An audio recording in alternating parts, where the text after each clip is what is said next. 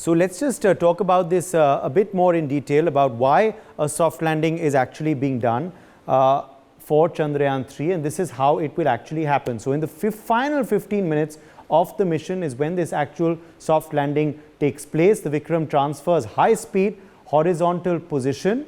There you can see a visual representation of what will actually be happening. The tilt is almost 90 degrees when it takes a vertical turn. That's the vertical turn happening there, and it will take a vertical position finally when landing on the moon. So that's how that soft landing will of course happen, in a vertical manner. This facilitates a gentle lowering down to the surface so that there is no damage to the lander or or of course an awkward landing. Initial horizontal velocity would be about 1.68 kilometers per second at the height of about 30 kilometers. And this will be brought to almost 0 meters per second for a final soft landing.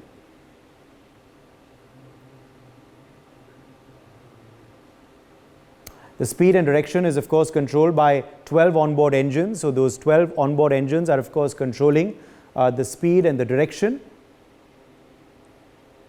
4 engines are also there to reduce velocity as well. Remember, that's of course important to ensure the speed is less. So obviously all of that will be happening on board Vikram. 8 engines are there to control the direction as well that this takes. Now there are challenges though as well. Challenge number 1 is the fuel consumption must be less. Challenge number 2, the distance calculation must be absolutely correct.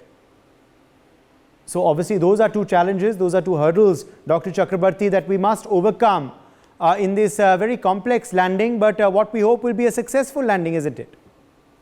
Yes, I think this was also attempted the last time, but there has been a lot of rehearsals that have been done, number 1. Second thing is there is quite a bit of AI element that has actually been added this time.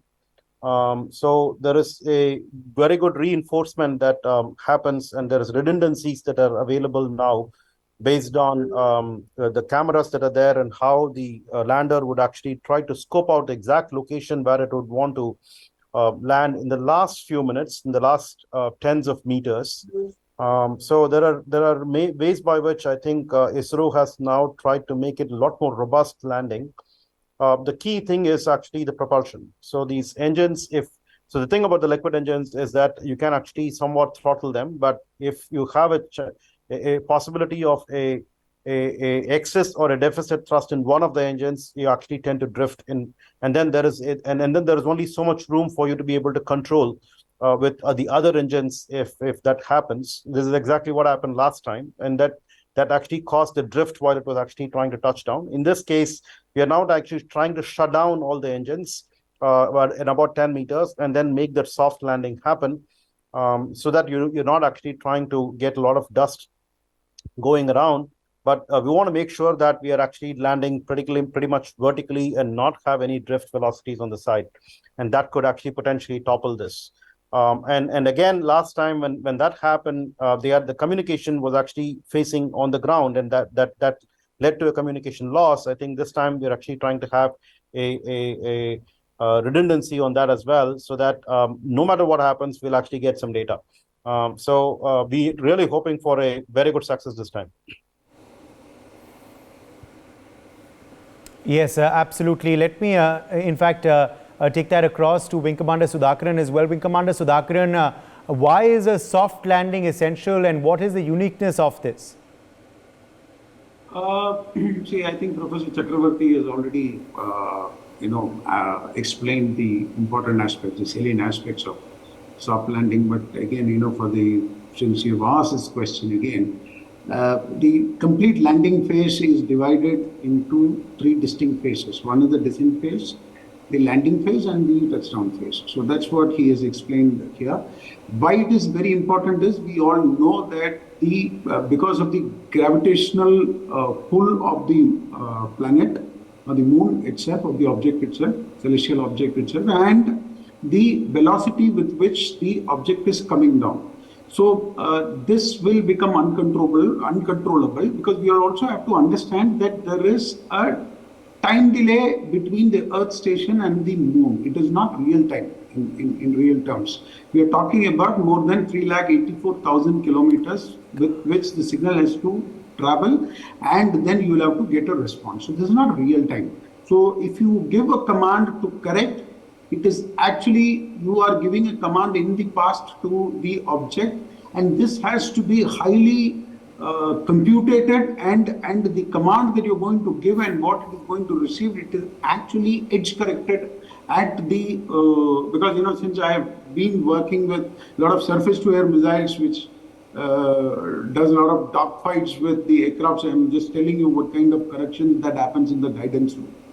This is a far more simpler thing than that, because there are two objects which are trying to avoid each other and then moving, and so it's a far more complex thing in a missile which is actually pursuing in an aircraft. Here, one part is stable, so we don't have much of problem, but the problem is the distance and the variables. The variables are not predictable always. It is very dynamic in nature, and therefore you need to control it real time, and a significant portion of that is made autonomous. So the most important part why you need a soft landing is you need to control the descent velocity so that it is absolutely in control, and as he rightly said, you should not have any drift.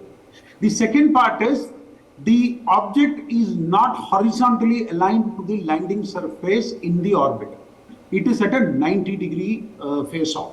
Now you will have to, while it is descending, you will have to bring it to a 90-degree angle, tilt it to a 90-degree angle, and that is the actual trick in this. So when you do both these things, and if you do this without any control, you are bound to have problems, and that is probably what has happened in the Luna 25 mission also, because during that maneuver, it probably again toppled, and then it suddenly went into a spin, and then it crash landed. So these are the salient aspects: the descent phase, the landing phase, and the touchdown phase. And then the retro rockets and the drag parachutes, they help in stabilizing the complete lander in the desirable orbit and the tilt that we require before they land.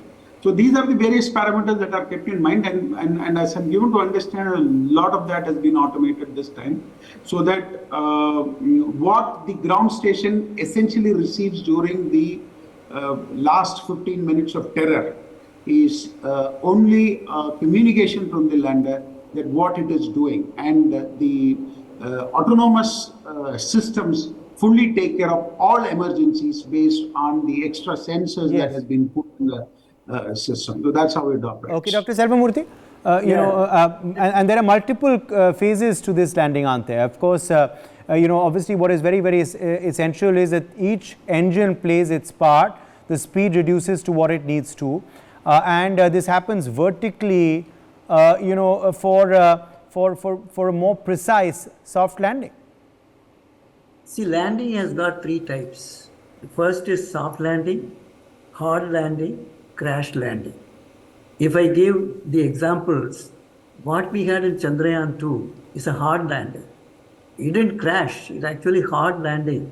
The precise language which Sivan mentioned, if you remember, that it was a hard landing, and also the attitude of the lander completely changed, so the rover could not come. So that is a hard landing.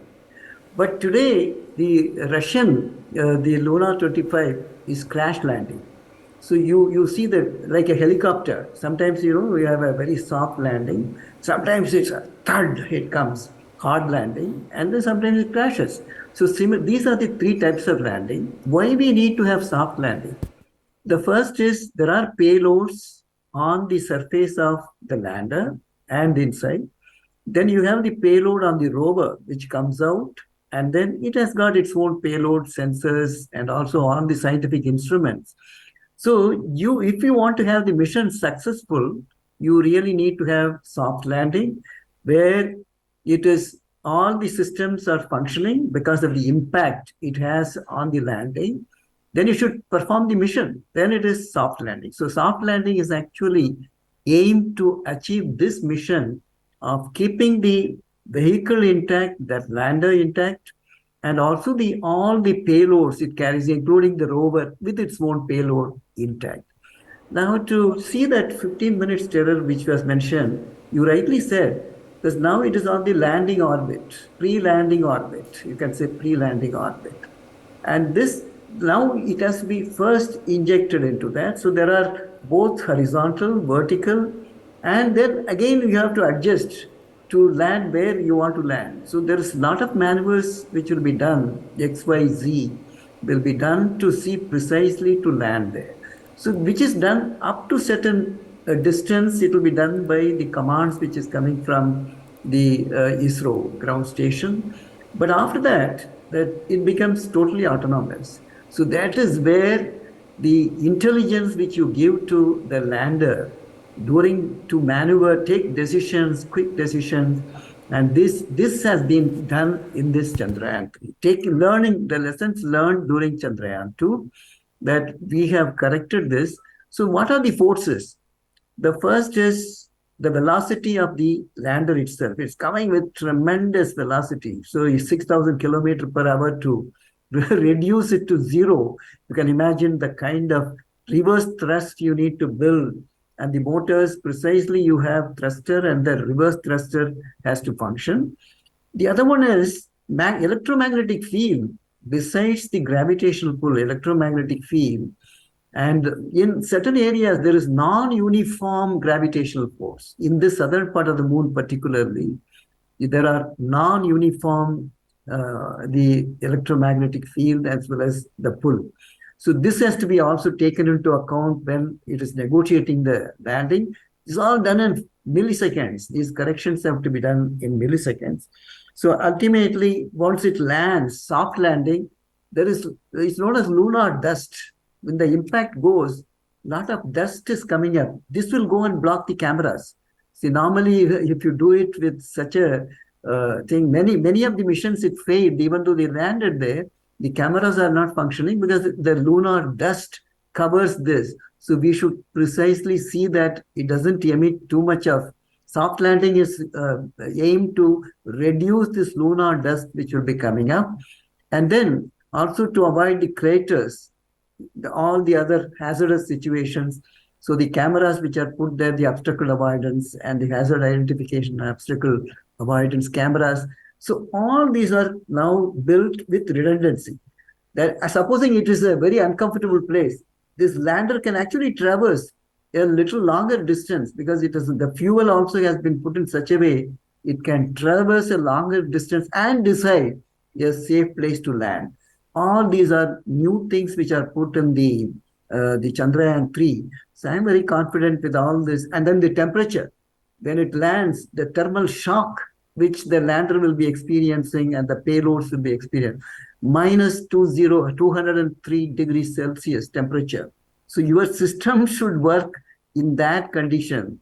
So this has been ruggedized in such a way that all this cold test, heat test, vibration test, all this have been done in such a way that everything is taken care of. So I am sure the mission will be successful. Yes, absolutely. It certainly will. We are hoping. Let me also quickly, in fact, bring in at this point Dr. R.C. Kapoor.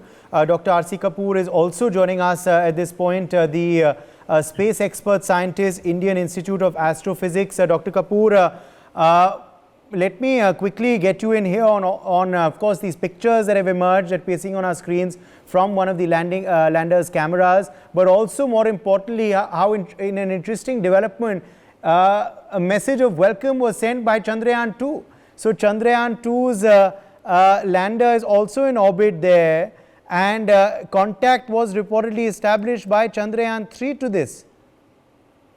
Well, certainly, yes. I also have seen that news that welcome buddy, I think that's what was said.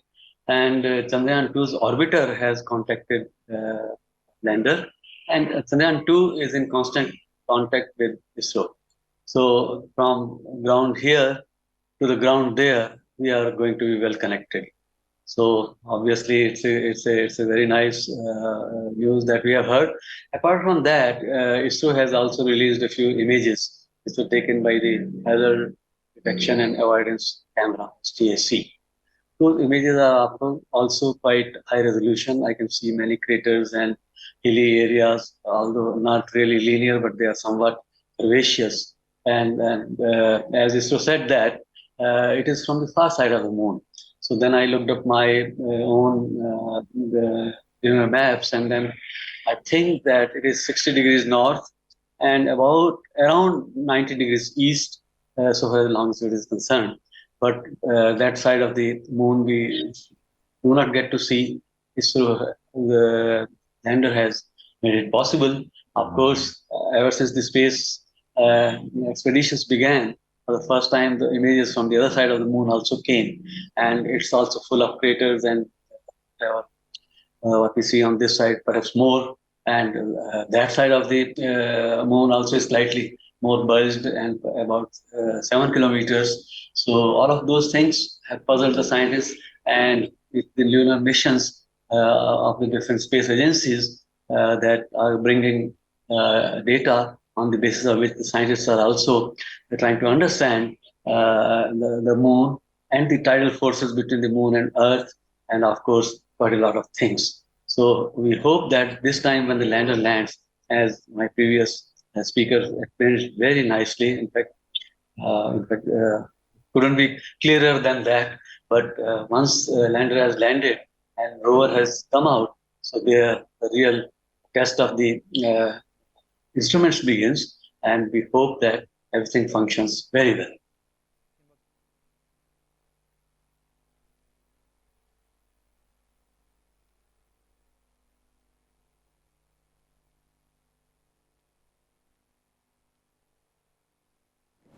Absolutely, absolutely. Let me also, in fact, quickly bring in at this point another guest who is joining us. Srijan Singh is also here. Srijan Singh, welcome to the show as well. Let me just quickly introduce Srijan Singh for our viewers. He is CEO of Homi Lab and, of course, also a space expert. Srijan Singh, you know, your take, of course, on these pictures, which are showing us a very different side of the moon already. The landing has not happened, and we're already seeing this different side of the moon, which is going to be the uniqueness of the Chandrayaan 3 mission, isn't it, sir? Absolutely. I mean, we had this fantastic picture of the dark side of the moon, and it's a beautiful picture because that is one picture you should never see. That side of the moon you never get to see. But it's if you notice that picture, you see such big craters on it. You can see that pattern. And those craters are actually a testimony of what the moon does for us, because the moon is quite large compared to Earth, as in otherwise planets and moons are much smaller compared to the home planet. But our moon is bigger compared to that size ratio, which means that a lot of meteors, a lot of stray bodies which are hurtling towards the Earth and would have a potentially devastating effect on Earth are absorbed by the moon. And that's the dark side of the moon, which keeps absorbing all these meteors, and they don't fall on Earth. So that picture which you see of the moon, I think we should see it with a bit of gratitude for the moon, because it's taking a lot of beating so that we don't get the meteors. In fact, the life on Earth is possible. One of the reasons is because the moon is like a bodyguard. It's like a shield which protects the Earth. That side of the moon is if some youngster is watching this or some space enthusiast is watching it, see that side of the moon. It's very different from the side of the moon which you see. They almost look like different bodies altogether. One side of the moon is nice and crisp and looks beautiful and inspires poets. The other side of the moon is actually the bodyguard, which takes all the brunt for all these beating from the meteors. And that's why some craters on the moon are as deep as 8.5 kilometers. The whole Mount Everest can almost go inside those craters. The second biggest crater in our solar system is located on Moon, and Moon is a tiny body in the solar system's context. And so you can imagine what Moon means for us with that picture. And that picture is, of course, very rare because nobody usually goes to that side of the moon. And of course, we are landing on the southern pole of the moon, which is also not an easy place to be. Nobody has been there so far. We just saw how the Luna 25 could not successfully land itself. And remember that Russia is the country which sent the first satellite, the first man in space, also the first woman in space, and so many other firsts. And even that advanced space nation was unable to land on the southern pole. which is a testimony of Chandrayaan 2. So we were talking about Chandrayaan 2, how close, and Professor Selvamoorthy was explaining about the hard landing. That's right, Chandrayaan almost achieved a soft landing. And that in itself is very remarkable. And what happened with Luna 25 is a testimony of how much we achieved with Chandrayaan 2. And you just mentioned about how the orbiter is saying hello. It's a scientific quest. It shows how what appears like a partial failure is actually going to assist your next success. In science, every little partial success or partial failure, whatever you call them, is the stepping stone to a grand success. And the grand success, I hope, is going to happen. I'm very confident in 2 days. Yes, it certainly will. Okay, I'm also going to open this out now to our viewers. I believe it's we are opening it now on. We are turning this into a call-in segment. We are urging our viewers to also call in and share their thoughts and opinions on this big story. We also would like to hear your wishes for Team ISRO on this occasion, and also if you have a question for our experts, then you can ask that as well. We'll try and get them to answer it for you. Do we have any callers with us already? Nagendra Singh Negi. Hello. Okay. Who's our caller? Yes, sir, we can hear you. Please introduce yourself. What's your name? Where are you calling from? And what would you like to say? Unfortunately, my PCR team is not telling me this. They should tell me these details, but I'm going to ask you to introduce yourself. Please, go ahead. ठीक है sir मैं हिमाचल प्रदेश के सरका घाट मंडी से नागेंद्र सिंह नेगी बोल रहा हूँ जी बहुत बहुत स्वागत है आपका जी बोलिए सर सबसे पहले तो heartiest congrats to each and every member of ISRO और ये बहुत ही हमारे लिए प्राइड मूवमेंट है सर और इसका हमें लाभ क्या होगा ये हमें थोड़ा सा जानना होगा और ये जो हमारी वैसे भी कहा जाता था कि हिंदुस्तानियों की कुंडली में एक चांद बैठा होता है थोड़े दिनों में चांद की कुंडली में इंडिया बैठा होगा कितनी खुशी की बात होगी और एक शेर बोलना चाहूंगा कि ये नई पीढ़ी के जो बनेंगे किस्मत भारत की कि इन नन्हे जुगनुओं को भी सूरज चांद होना है हमारे बच्चों को नफरतों की किताबें मत पढ़ाना कि इनको भी इन फरिश्तों को भी इसरो का अब्दुल कलाम होना है जय हिंद